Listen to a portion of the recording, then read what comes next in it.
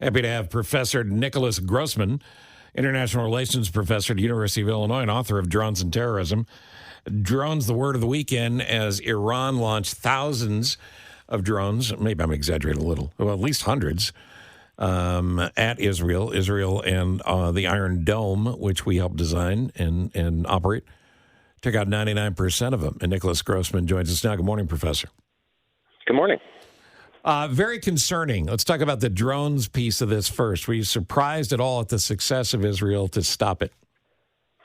So not with the drones part. So there were 300 something about, give or take a few projectiles, and I think 150 about drones. And those are similar to the ones that Russia is using against Ukraine, but they are relatively slow. They were flying a long distance from Iran. Iran launched them earlier than they launched the missiles, so they would arrive at approximately the same time. And they had to cross a lot of territory, such as flying over Jordan, and the Jordanians helped shoot some down. Some had to fly over Iraq, and U.S. forces in Iraq could shoot them down there, over water where U.S. ships were. And then the ones that made it to Israel, the drones mostly didn't make it there because those are easier to shoot down. But the ballistic missiles, those are the ones that go up into the atmosphere and then fall back down, and the cruise missiles that fly close to the ground, those seem to mostly get shot down with the exception of a few ballistic missiles, and with a system that's known as Arrow, as opposed to Iron Dome, which shoots down smaller, lower to the ground projectiles, basically rockets, mortars, think from Gaza or from Lebanon. And this one shot down for the first time ever a success of one in the upper atmosphere. But on the drones specifically, I think the Iranians probably expected that those would get shot down. And the point was to occupy a lot of the air defense so that maybe the ballistic missiles could get through. So then to get to that, because that was going to be my follow-up question, this was not just a message, a 300-drone message. This was a mission with military intent. I think so. That based on what the Iranians have been saying and how they've been acting, they telegraphed this, so they didn't make it a surprise attack. They said in advance that they were going to do something because a little over a week ago, Israel bombed a Iranian diplomatic compound in Syria and did that in broad daylight and killed some Iranian generals there. And in general, the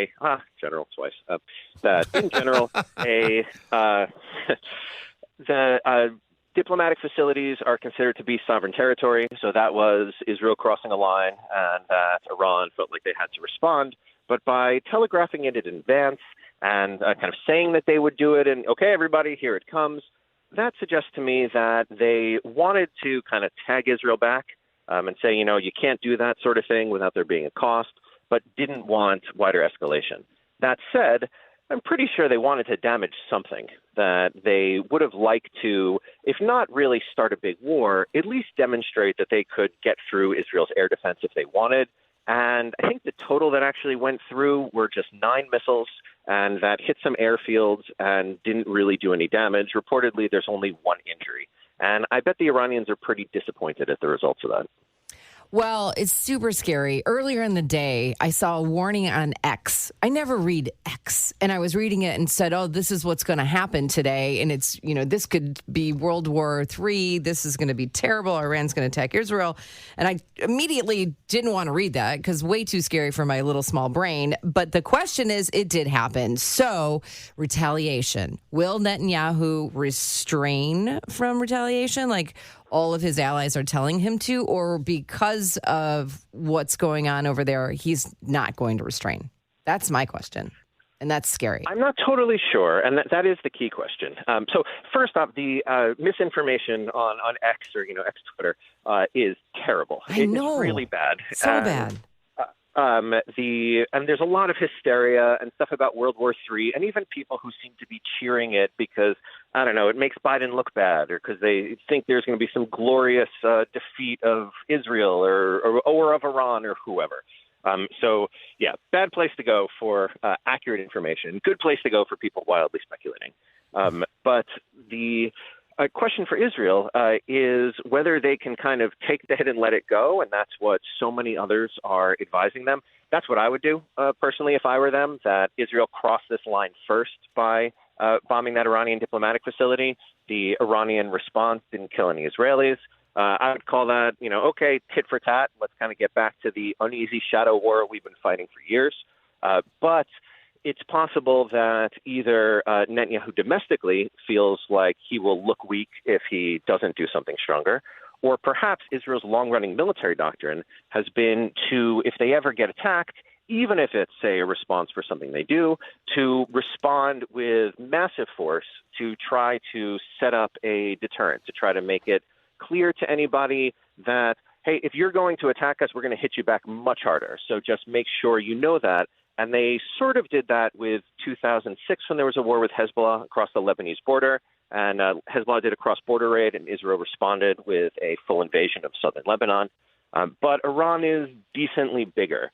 So I don't know whether they will feel compelled to do something. And I both hope that they won't, because it could spark a wider war. Mm-hmm. And if I were recommending security strategy to them, I would recommend that they don't. But I am not sure. Can we talk about the Iron Dome? We always hear about it. Yes. It worked.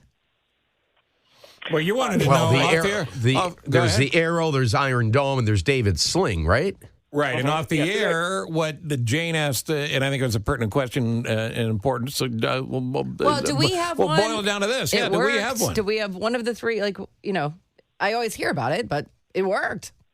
Sounds good. Let's get one. It works great. Right. So missile defense is, you can basically think of it as trying to hit a bullet with a bullet. So as an engineering feat, it's incredibly difficult, and people doubted that it was possible for years. And it performs really well. The Israelis have a three-layered system. Iron Dome, which handles the smaller, slower rockets and occasionally things like mortars or drones. David's Sling, which is bigger, and then the Arrow system, which can do the ballistic missiles even out of the atmosphere. And yes, the U.S. has a lot of that. The difference is that Israel is small and was able to, and also was supported by things like French and American and Jordanian, I think also Jordan fighter jets that were shooting down a bunch of the drones, so that didn't even need to use the missile defense system.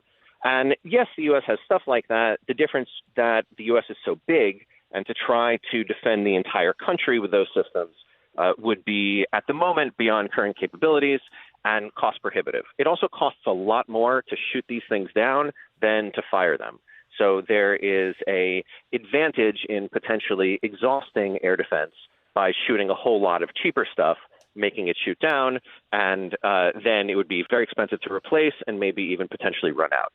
So yes, America has it, but not really in a kind of national defense the way that Israel does, because Israel is small. I'll let you go in just a second here, and we'll get to traffic.